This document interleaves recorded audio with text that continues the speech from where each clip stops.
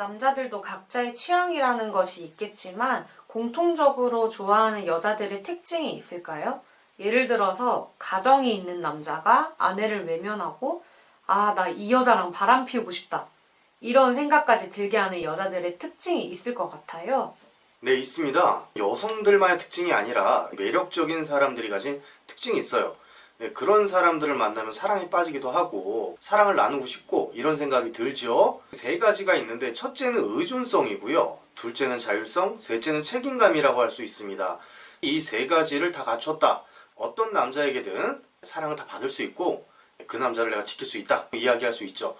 그럼 하나씩 살펴보겠습니다. 첫째, 의존성부터 살펴볼게요. 많은 사람들이 의존성을 나약한 것이다, 나쁘다라고 생각하는데요. 그렇지는 않습니다. 인간이라면요, 집단을 이루고 살아야 하고 상호 의존적 관계예요. 그래서 사람 인자를 보게 되면 서로가 서로를 기대고 있는 상형 문자 아니겠습니까? 인간은 서로 기대고 살아야 되는 존재입니다.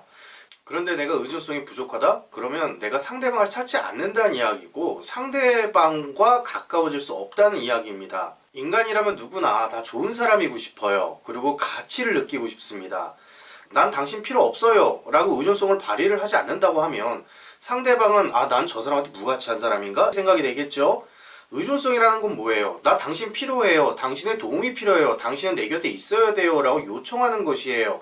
그 요청을 받은 상대방은 어떤 생각을 하냐면 나는 저 사람으로부터 가치를 인정받는 사람이구나 생각이 들어요. 그래서 부부 상담을 하다 보면 남편들은요, 내 아내가 나를 무시했어요 오해를 하는 거예요.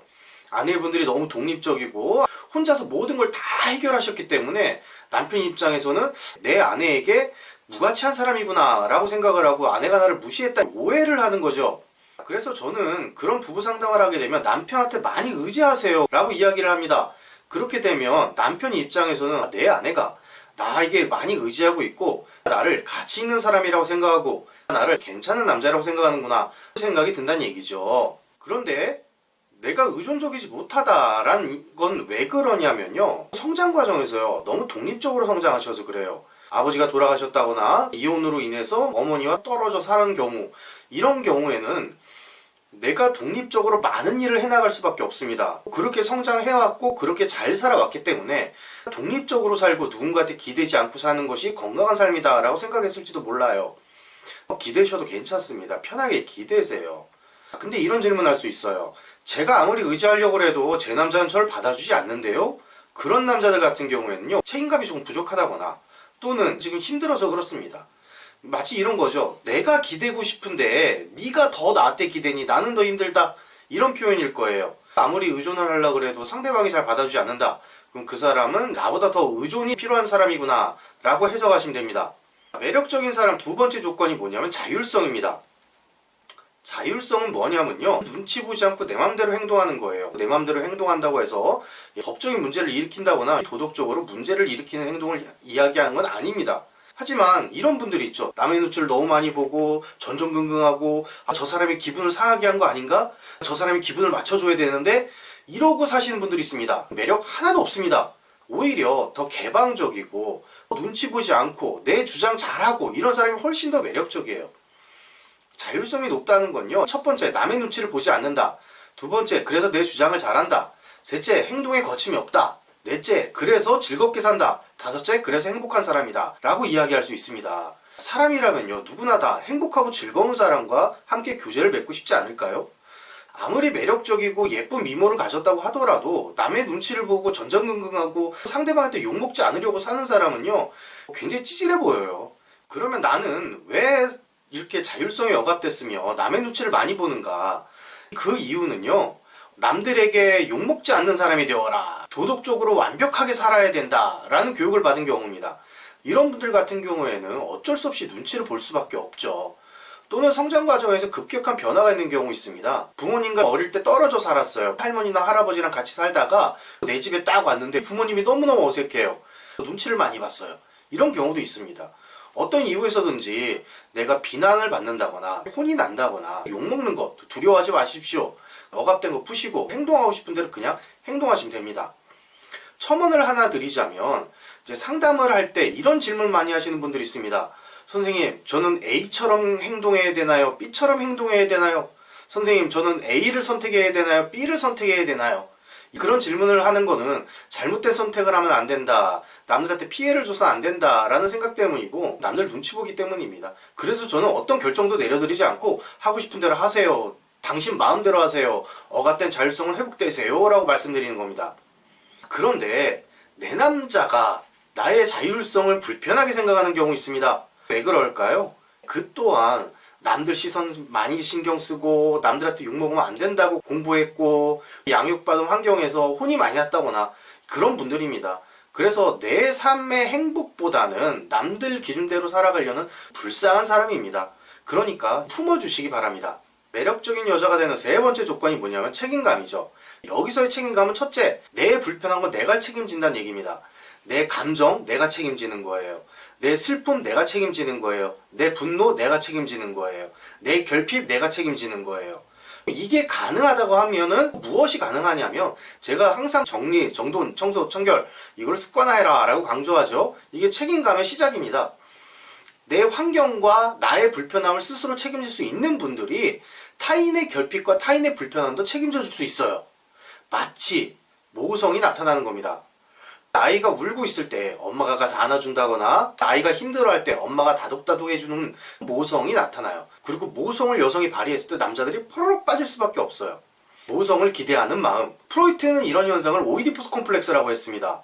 그런데 프로이트의 주장을 떠나서 인간이라면 다 의존적입니다. 누군가를 필요로 해요. 따라서 기댈 수 있는 곳이 필요하다. 남자는 그래서 내가 기댈 수 있는 여성한테 매력을 느낄 수밖에 없다라는 얘기죠. 남자들도 사람입니다. 남자들도 힘들어요. 남자들도 외롭고요. 남자들도 괴로움 많이 느낍니다. 실제 사회심리학자들이 연구에 따르면 여성들보다 남성들이 외로움을 더 크게 느낀다고 합니다. 여성분들이 모성을 발휘해서 책임감을 발휘해서 내 남자를 따뜻하게 안아줄 수 있고 내 남자가 기댈 곳이 된다면 어떤 남자도 떠나지 못하겠죠. 이게 잘 안 되시는 여성분들이 있어요. 그 이유는요, 어릴 때 부모님들이 너무 쩔쩔매서 모든 걸 다 해주신 분들, 내가 울기만 하면 엄마 아빠가 모든 걸 다 해줬어. 부모님에게 과잉 보호받은 분들이 있습니다. 자율성을 발휘하고 책임감을 발휘하려고 할 때마다 엄마가 해줄게 이러면서 모든 걸 다 해줘요. 상담 사례 중에 그런 사례가 있었습니다. 어떤 여성분이 책임감이 너무 낮아서 성장 과정을 물어봤더니요, 자신이 고등학생이 될 때까지 엄마가 직접 목욕을 시켜줬습니다 하는 거예요. 고등학생이 돼서도 어머니가 목욕을 시켜주려고 했던 정도라면 얼마나 과잉보호를 했다는 얘기입니까? 그 여성은 책임감을 발휘할 수 없었고 남편의 기댈 곳이 되어주지 못했던 거예요. 그래서 그 남편은 떠났습니다. 자, 여러분, 어릴 때 어머니께서 또는 아버지가 얼마나 여러분들을 과잉보호했는지 모르겠지만 그건 사랑 아닙니다. 여러분들의 성장을 억압시킨 거예요. 책임감을 발휘하시고요. 불편함 스스로 해결하시고 내 곁에 있는 남자의 불편함도 책임져 줄 수 있다고 한다면 그 남자는 어린아이가 엄마 품에 안겨있듯 여러분들 품에 꼭 안겨있을 겁니다. 근데 이런 질문을 할 수 있습니다. 저는요, 제 남편을 너무 따뜻하게 안아주고 싶고 제 남편을 너무너무 사랑해서 매일 이렇게 포근하게 안아주고 싶어요. 하지만 제 남자는 저한테 절대 의지하지 않아요. 왜 그럴까요? 그런 분들 경우에는 남자는 의존하면 안 된다라는 생각이 있는지도 몰라요. 또는 자수성가하신 분들이 있어요. 그런 분들 같은 경우에도 잘 의존을 못합니다. 자, 근데요, 제가 앞서 이런 말씀 드렸죠? 남자도 힘들고 외롭고 기댈 때가 필요하다고요. 여러분들이 옆에 있는 내 남자보다 조금 더 책임감을 키우십시오. 내 남자의 기댈 곳이 되어주세요. 그리고 기다리십시오. 언젠가 분명히 여러분들 품 안에 안겨서 포근하게 잠을 자고 있을지도 모릅니다. 의존성, 자율성, 책임감 이렇게 세 가지를 말씀해 주셨는데요.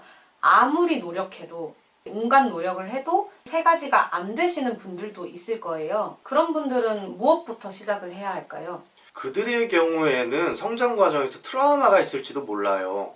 또는 억압된 환경이 있을지도 모릅니다. 그 두 가지를 꼭 살펴보세요. 어릴 때 트라우마가 있는지 환경적으로 억압된 것이 있는지 꼭 살펴보시고요. 적극적으로 개선해 보셨으면 좋겠습니다. 개선이 안 된다 라고 하실 때는 한번 상담해 오셔도 빨리 해결할 수 있는 방법이 될 겁니다.